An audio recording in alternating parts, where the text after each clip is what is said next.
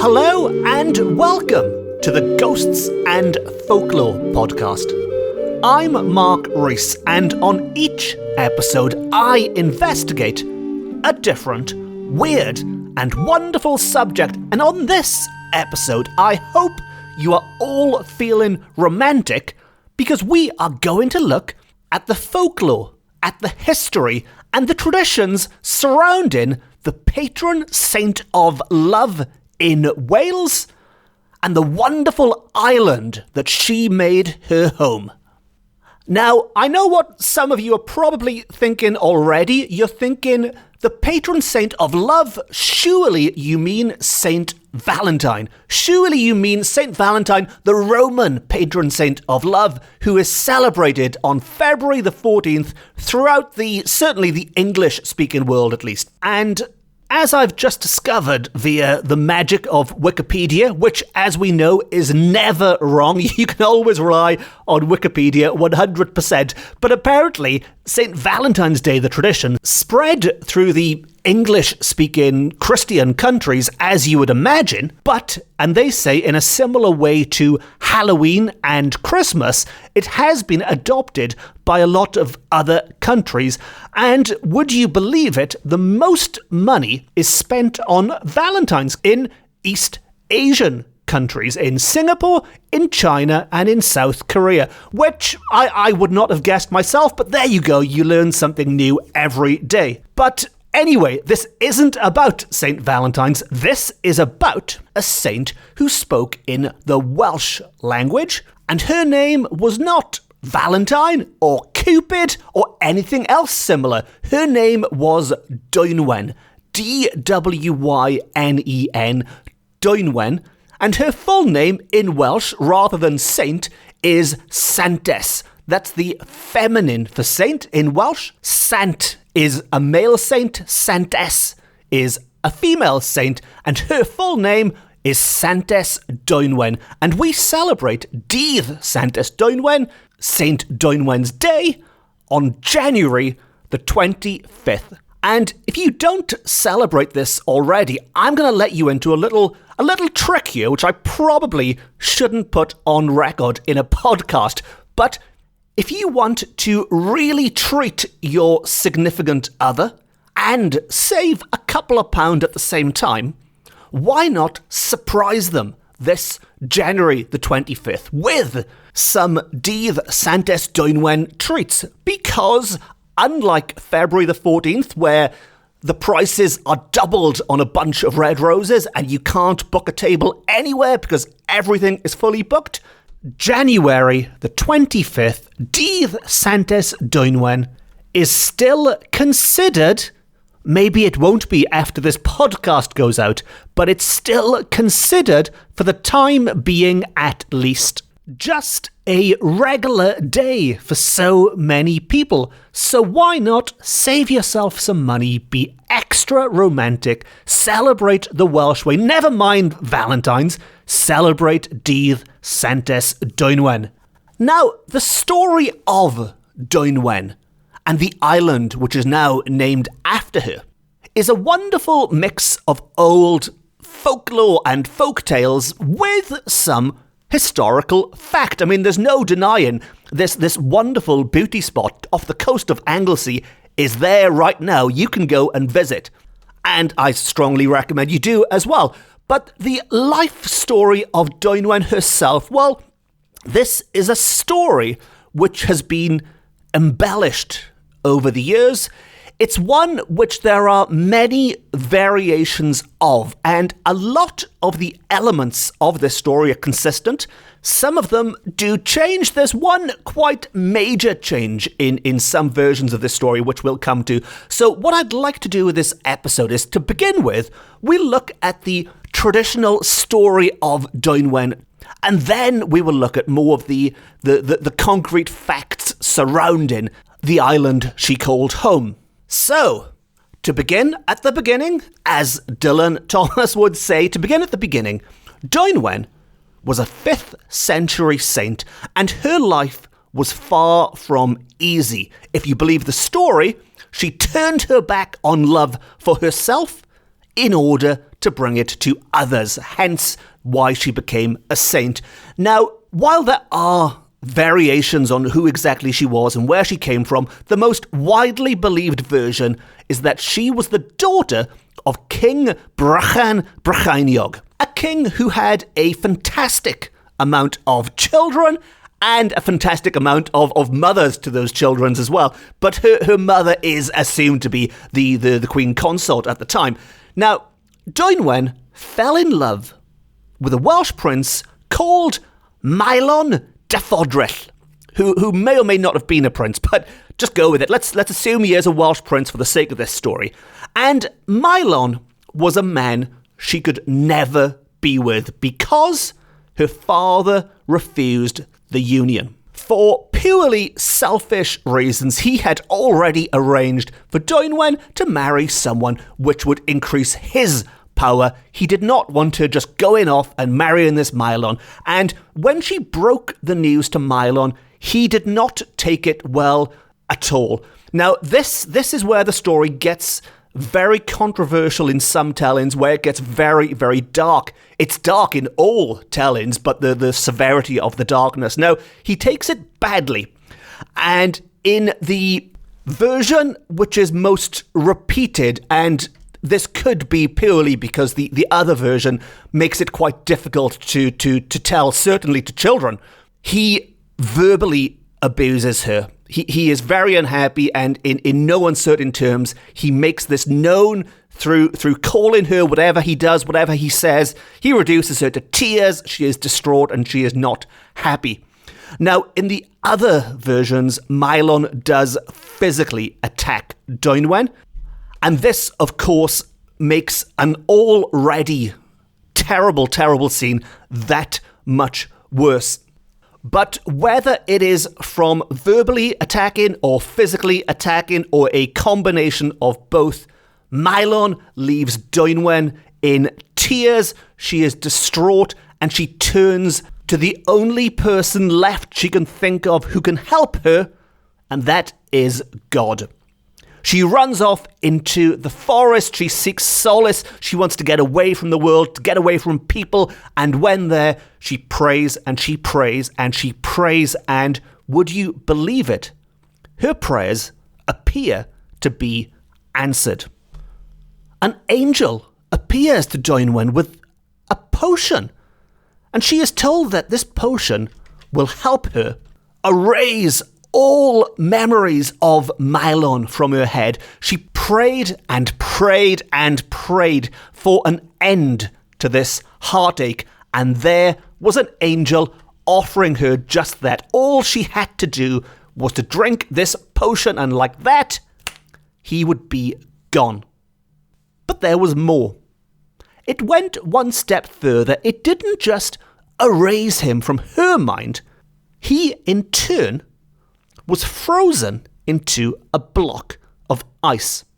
His punishment for treating such a kind soul so badly was to be frozen into a block of ice. But now, Dwynwen had a clear mind now. She could think properly, and despite everything that had happened, she wanted to make things right. And she turned back to God and she prayed for 3 wishes. Now, you might think this is getting a bit greedy. I mean, a lot of people don't get any wishes granted. She's already had a major wish granted, and now she's looking back up and saying, can I have some more, please? Like Oliver. But no, she's asking for 3 more wishes, and possibly because God knows the truth. He knows what's inside her heart. He knows of her selfless nature. He agrees. He says, okay, or rather the angels come back and she is granted her 3 wishes. And her first wish is to thaw Maelon from his icy prison, despite what he has done. And now with all that pain erased from her mind, she does not want somebody else suffering and not given the chance to redeem themselves. And so she uses one of her 3 wishes to thaw him from his icy prison, and hopefully he does indeed turn over a new leaf. Her second wish is also selfless. She asks God to take care of all true lovers. And failing that, if two people are destined to part, if they're destined to not be together, as she was with Milon, then to take care of them during that process, to make sure nobody suffered as badly as she did. And her third wish, again, an unselfish request, but you could say in a way it was for her, for Dwynwen, because she asked that she should remain unmarried for the rest of her life. And if God ensured that, she would be able to do nothing but to devote her entire life to God's service. Every minute, every waking minute of every day, she would dedicate to God. And to do that, she took the nun's habit and set off to establish a remote haven by building a church somewhere in Wales. And she did just that. And we can visit that site nowadays. And her first church, her original church, is thought to have been built around the year 460 amongst the waves off the coast of Anglesey, with this incredible view which takes in Snowdonia National Park on land and looking out to Caernarfon Bay. This was to be the place where Dwynwen established her church. Now, it is now called Ynys Llanddwyn, or Llanddwyn Island in English. And while it remains uninhabited, it's easy enough to visit, as long as you check the tides first and things, of course, be careful. And by doing so, you will be walking in the footsteps of countless pilgrims who have made the same journey for centuries and still continue to do so now. If not entirely for pious reasons, now maybe it's just to have a look at the wonderful view, or to treat your other half on Dydd Santes Dwynen. Now, when you get to the island, you will find the remains of a church. Now, sadly, not the original church, which is believed to date from 460, but a 16th century church which is thought to have been built on the site of the original church. So in theory, you can still go to where Dwynwen is said to have established her church.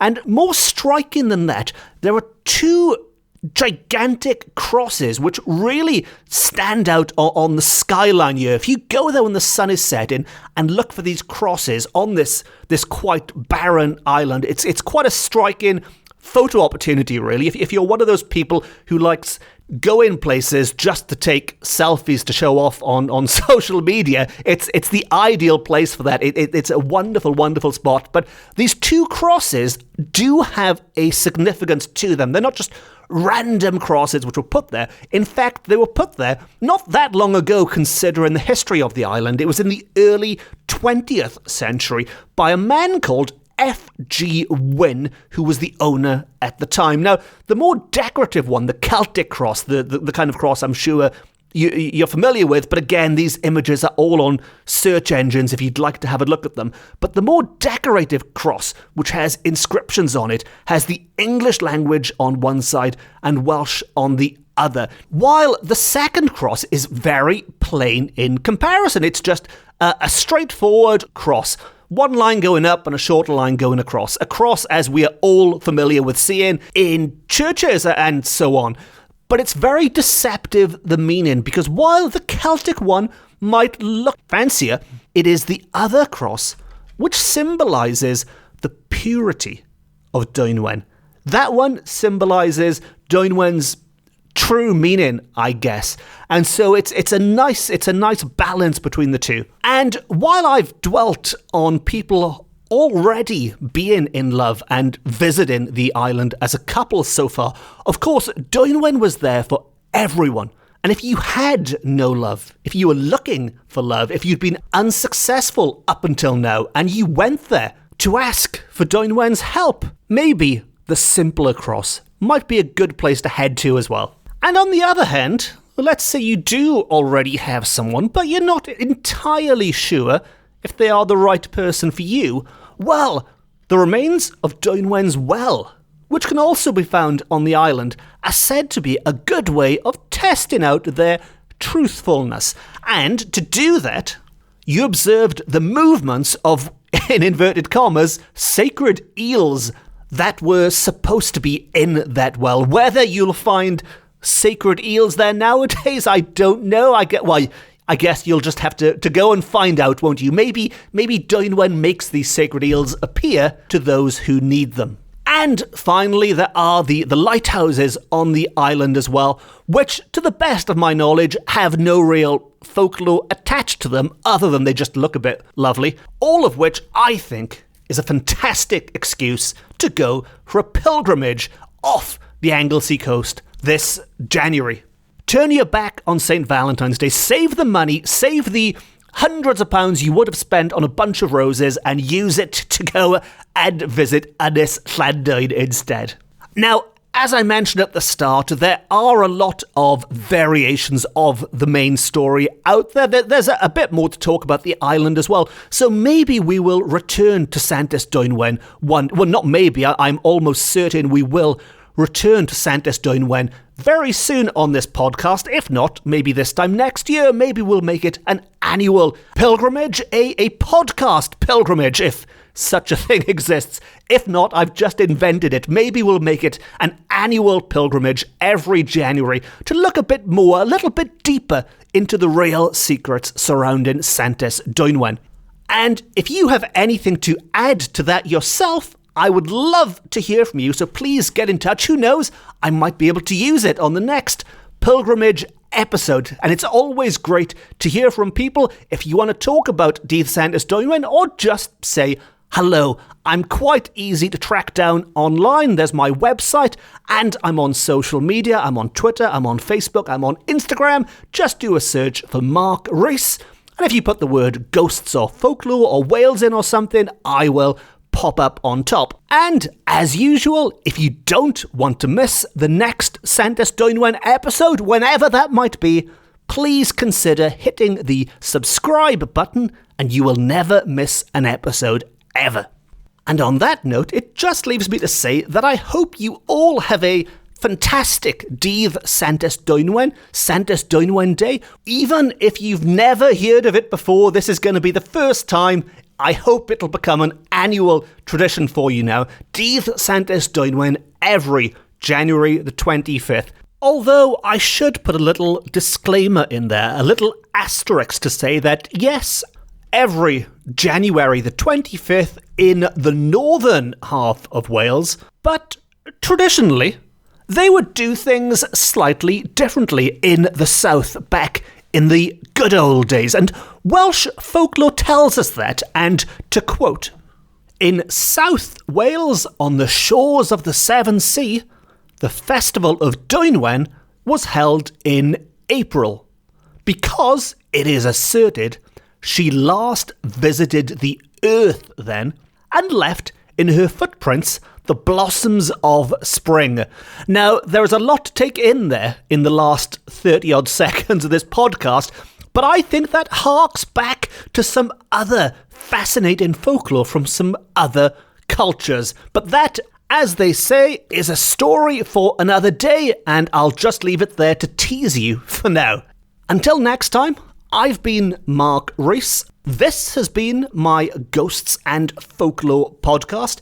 It's the best, it's the beautiful, it is the only Ghosts and Folklore podcast beaming to you from Wales to the world. Thank you for listening. Diolch yn fawr iawn am gwrando. And until next week, at the same bat time on the same bat channel, be sure to spread the love far and wide, just like Santes Dwynen would do. No star.